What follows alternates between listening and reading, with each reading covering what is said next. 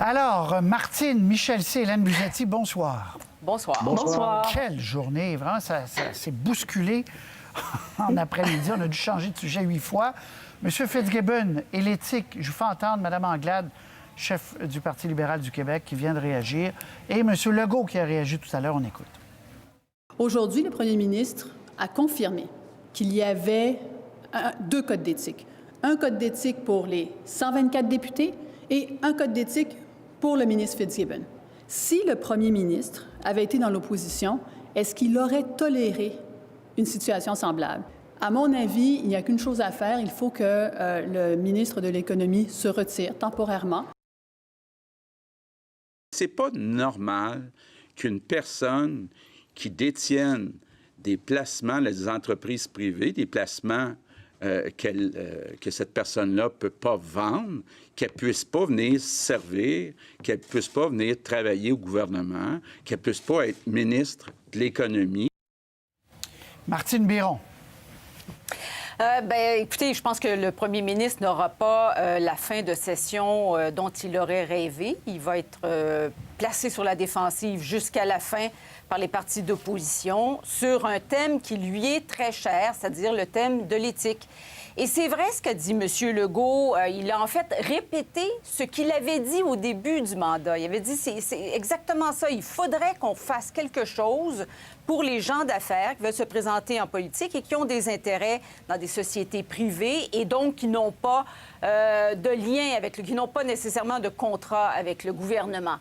Le problème, c'est qu'il n'a rien fait. Il l'a dit, alors il ne s'est rien passé, si bien qu'il se retrouve 2 ans plus tard Il n'a pas avec changé des le code. règles. Il n'a pas changé le code. Il n'a pas changé le code. Les règles sont là, elles existent. Et là, il met tout son poids politique derrière un ministre très important au sein de ce gouvernement-là, mais plus encore derrière un de ses amis personnels. Michel C., parce que puis je lui posais 3-4 fois la même question à M. Fitzgibbon. On a l'impression qu'on dit, bon, bien, la loi est là, mais là, ça ne nous arrange pas en ce moment. Alors, on ne va pas la suivre. En même temps, l'argumentaire de dire on veut attirer des gens d'affaires en politique, il est là aussi. Là. Alors, c'est un équilibre. Oui, mais minute, là. C'est plus troublant que ça, Patrice. Quand on lit le rapport, la commissaire a été obligée C'est elle qui a trouvé qu'il y avait des compagnies de M. Fitzgibbon qui n'avaient pas été déclarées dans sa déclaration d'intérêt. Donc, il a caché quelque chose. À un moment donné, une de ces compagnies-là est suffisamment importante pour faire des affaires avec Investissement Québec. On présume que ce n'est pas un dépanneur ou un triplex, là. Il a appelé à Investissement Québec pour dire « Faites pas affaire avec ma compagnie, ça va me mettre dans le trouble ».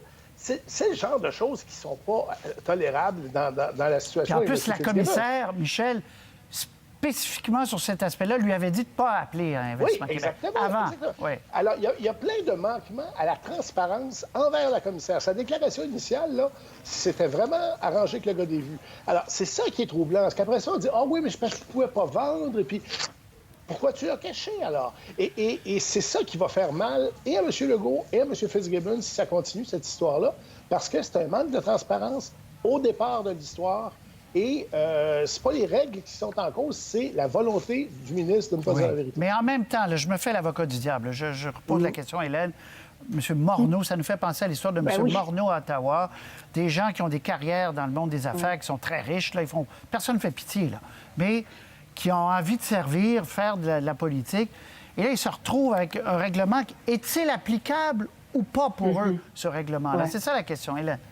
Oui, c'est exactement la question. Moi, ce qui me frappe quand même quand je regarde ça de niveau macro, c'est à quel point peut-être que ce que M. Fitzgibbon a fait est peut-être un peu plus grave que ce que M. Morneau a fait, mais je pense qu'ultimement, il s'en est mieux sorti parce que cette façon qu'ils ont eue de faire une conférence de presse conjointe, lui et le premier ministre, passer en détail le rapport, expliquer c'est quoi leur justification, pourquoi ils sont d'accord, pourquoi ils sont pas d'accord, ça peut convaincre, je crois bien des gens de dire, OK, bien, on va passer l'éponge. Et je compare ça à l'attitude à Ottawa de M. Trudeau et M. Morneau, où tout a été confus. Encore une fois, on s'en est tenu beaucoup à des lignes de communication qui n'étaient pas très claires. Et en bout de piste, M. Morneau, il est parti. Je compare donc de manière macro. Je trouve qu'à Québec, on semble gérer ça beaucoup mieux qu'à Ottawa. Donc, rapidement, là, parce qu'il y a beaucoup de sujets, effectivement. Martine, est-ce que ça va tenir la route? Bon, l'opposition va demander son départ, bien sûr, mais est-ce que à terme, ils sont OK avec ça, là, aujourd'hui, là? Bien, c'est le deuxième rapport de la commissaire à l'éthique et à la déontologie. C'est pas rien. Le premier, on l'a blâmé. Le premier ministre a décidé d'acheter la paix politique. Le deuxième, il décide de le défendre, de se placer derrière. C'est sûr que en le blâmant une première fois, en acceptant qu'il soit blâmé par l'Assemblée nationale une première fois, il achetait la paix, mais ça entachait un peu sa relation avec son ministre. Mais cette fois-ci, il met vraiment tout son poids politique et ça va être excessivement difficile. Il faut qu'il livre sur le changement du code d'éthique. Il faut qu'on arrive avec un comité, avec tous les partis ça va qui être vont difficile, ça, s'entendre, là. Michel. Ça va être difficile. Et d'autre part, ce rapport-là blâme M. Fitzgibbon de façon bien plus sérieuse que le premier. Alors, si M. Legault se met derrière lui et dit sinon, on ne pourra jamais attirer de gens d'affaires en politique, c'est pas vrai. Il y en a d'autres gens d'affaires dans le gouvernement de M. Legault, puis ils n'ont pas de problème avec la commissaire à l'éthique. Alors, à un moment donné, il faut raccommoder tout ça, puis il faudrait que l'opposition soit d'accord. Vous imaginez-vous Québec solidaire être d'accord avec ça? Je pose juste la question. Très bien. Puis on n'a pas besoin de répondre. Reconfinement du Québec. Je vous fais entendre M. Legault, qui n'exclut rien, mais bon, c'est pas pour demain matin. Mais il y a des choses très inquiétantes quand même dans les hôpitaux, dans les reports d'opérations. On écoute. Ce que j'ai demandé à toutes les entreprises, les dirigeants des entreprises du Québec, c'est de voir pendant le temps des fêtes s'ils sont capables, entre autres, du 17 décembre au 4 janvier, d'abord de faire le plus de télétravail possible. Les entreprises, celles qui sont capables de fermer. On en discute avec la santé publique. On n'exclut rien. Bon, on n'exclut rien, Martine. Mais ce qui me préoccupe, c'est l'annulation de plusieurs opérations, de plusieurs rendez-vous médicaux. Oui, bon, là, évidemment, il y a la question du délestage. Là, ça, c'est une des premières choses. D'ailleurs, les cas se tiennent bien en haut de 1500 par jour, ce qui laisse entendre que les hospitalisations devraient augmenter dans les prochaines semaines. C'est la première chose. La deuxième chose, est-ce qu'on reconfine, comme certains scientifiques ont demandé au gouvernement? M. Legault n'est pas très chaud à cette idée-là. Et il y a des facteurs atténuants, c'est-à-dire que les écoles vont être fermées. Donc, déjà, il y a un facteur, il y a un problème de contagion important qui va être endigué pour cette période-là. Si les entreprises écoutent l'appel de M. Legault et se placent en télétravail, bien déjà, il va y avoir moins d'éclosions. Mais fermer, confiner, là, on pense au commerce, on pense aux centres commerciaux, mais qu'est-ce qu'on fait avec les centres de ski? Qu'est-ce qu'on fait? Il y a différents trucs qui sont ouverts. Alors, ça devient un nouveau casse-tête pendant la période des fêtes. On ne veut pas aller là, mais on va essayer de ne pas aller là. Ouais. Mais la décision, il a dit, tout n'est pas exclu. Il reste quand même une semaine. Mais c'est un flottement qui peut faire l'affaire aussi, Michel, parce qu'on dit aux gens, soyez sérieux, parce que c'est ce qui peut arriver éventuellement. Oui, mais bientôt, la question qui va se poser, parce que les chiffres ne baissent pas, puis ils ne baisseront pas de façon dramatique d'ici Noël, là. Bientôt, la question que beaucoup de gens vont poser, dans le milieu de la santé publique, entre autres, c'est est-ce qu'on n'est pas mieux de fermer dans les 2 semaines où, de toute façon, il y a peu d'activité économique que de fermer un mois au mois de janvier ou au mois de février? Ça va être ça, la question qui va se poser, parce que ça va pas bien.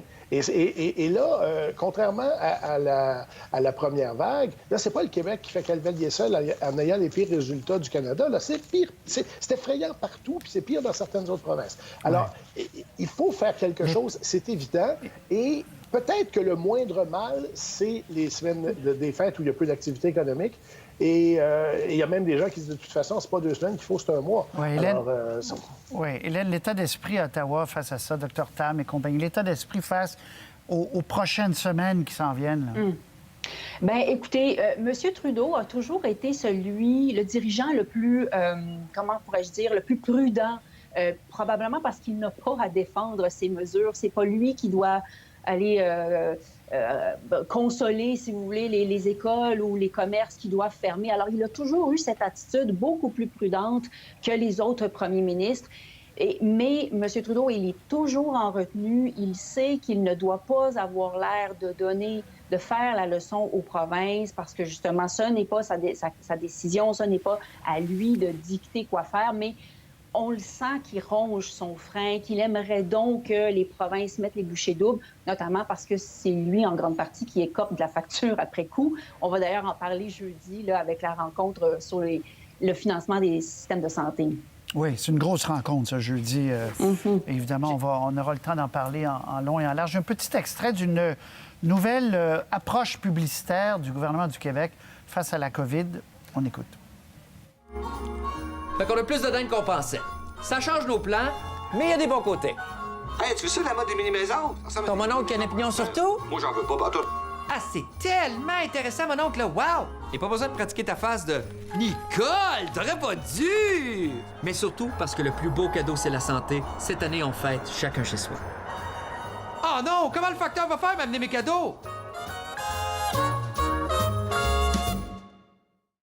Parce que, Martine, le monsieur là, qui avait la trachéotomie, là, on l'a beaucoup vu. Alors, on change de... C'est Véronique Prince qui a ce reportage-là qu'on vous présentera à 18 h. On change de stratégie.